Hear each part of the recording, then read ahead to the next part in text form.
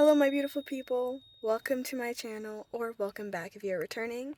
My name is Nightingale, and I have your message for today, I think. So, I've been marinating on a lot lately, and today I don't have any tarot for you, but I do have a little bit of wisdom.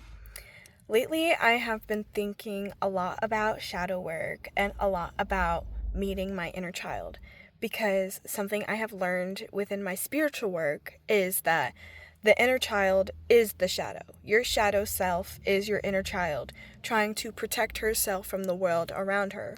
The world that was once too much, but, sorry, that was my headphones. The world that was once too much, but is now a safe place. You are learning to navigate that within a different body, in a different place, in time. Like, your brain or your little inner child has been stuck in the same year in which you were hurt, or the same moment in which you were hurt, for so long that she didn't even realize that we're outside of that, oh my God, bodily moment now. And now we are standing on stable ground. The ground is not shifting beneath us anymore, and baby girl doesn't know what to do about that. She's like, well, what do you mean we don't have to have all these life vests, all these life jackets and stuff anymore? What do you mean I can just step outside of, like, whatever happened to us and we can just continue to be who we are? Like, what do you mean? What about all this stuff that happened to us? Like, don't we still have to care about that stuff? And to that, I say, like, sorry, my neighbors are outside. I literally have, like, a squirrel brain. I can't pay attention to anything for longer than 2 seconds, but because she's been on that defensive mode for so long, it's like she doesn't know how to be normal. She doesn't know how to be safe. She doesn't know how to not be in the state of, oh my God, what just happened to me? Why does it look like I'm in heaven right now? I mean, technically, we're always in heaven. We're always in hell as well, but it literally looks like I'm in the pearly gates of heaven. Anyway, so your inner child is trying her best to recalibrate herself. She's like, okay, well, if we don't have to be on high alert anymore, we don't have to be like, oh my God, the world is on fire, what are we gonna do? What do we do? Like, what do we be like? What do we become? What do we have to...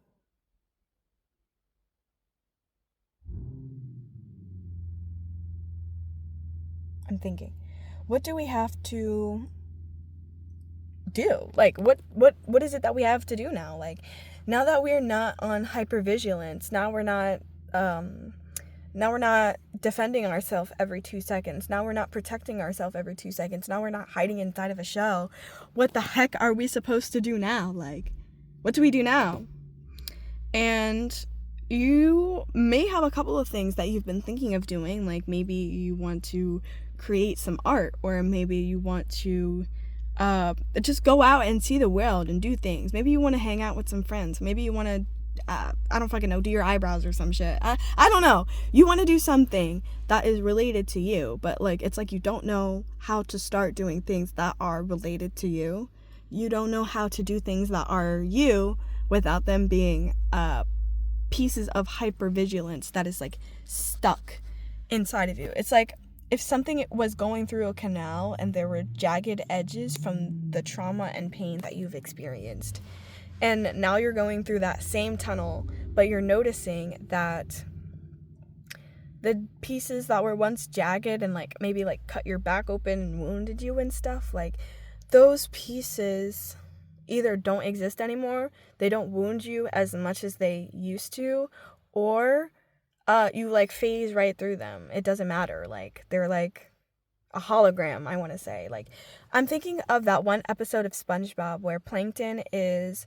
Oh, this episode means everything to me, actually. This episode of SpongeBob means everything.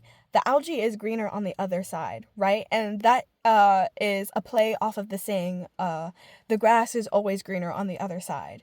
And in this episode of SpongeBob, Plankton is eating a holographic meatloaf that was prepared for him by his wife. And he's, like, trying to eat it. And he's, like, getting sick and tired of it. He's like, oh shit, sorry. he's like, I almost dropped my damn camera. He's like, I'm so tired of eating the same thing over and over again. Like, I'm so sick of this. Mr. Krabs, he must have something better than me because he has all this fame, all this fortune, all this stuff. He has all this stuff, so he must be better than me. So then, Karen is like, well, why don't you use the one ray that you made before? That's like the switch lives for just a day orator or something like that. And he was like, oh yeah, of course. So blah, blah, blah. They switch lives with each other.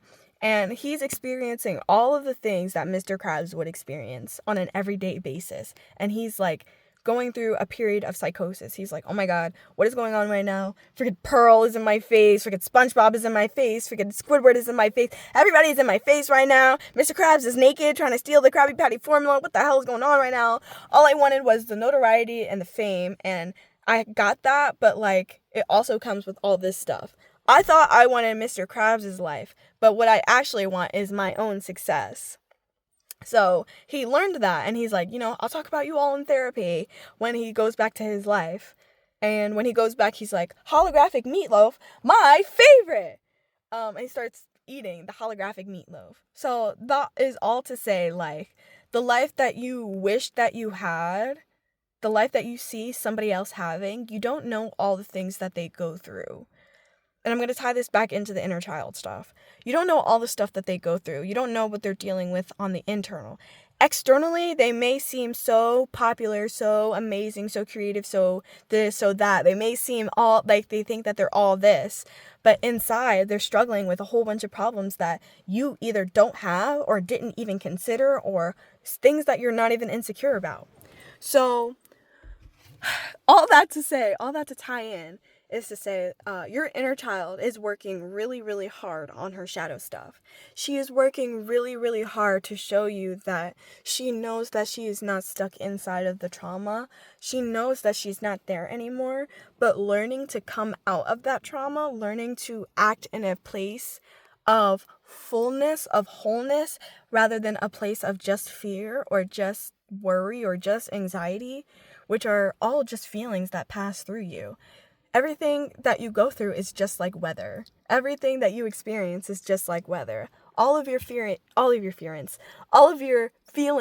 are just like weather. Don't let the weather affect you. Yeah. What a long tangent. I wanted to say more about the inner child stuff. Like, your inner child is going through a completely different thing that somebody else's inner child is going through, okay? You are doing enough as you are. You are enough as you are. The algae is not always greener on the other side, but your algae could be greener if you are tending to it. Tend to your own grass. Tend to your own garden. And you will be the garden that everyone is looking at and is like, wow, I want my garden to be just like hers. How do I get my garden to be just like hers? How do I get my garden to be just like his? How do I get my garden to be just like theirs? How do I get my garden to be just like its? Like, you get me. You get me. I get you. We are on the same wavelength. You are not alone. And even in the struggles that you go through alone, you are not alone in that because you have your own back. I love you more than anything, my friend. Live your life to the fullest. The algae is not always greener on the other side. And blah, blah, blah. Blah, blah, blah. Generic, inspirational stuff. I love you. Enjoy. Bye. If I see you in the streets, bitch, your ass is done.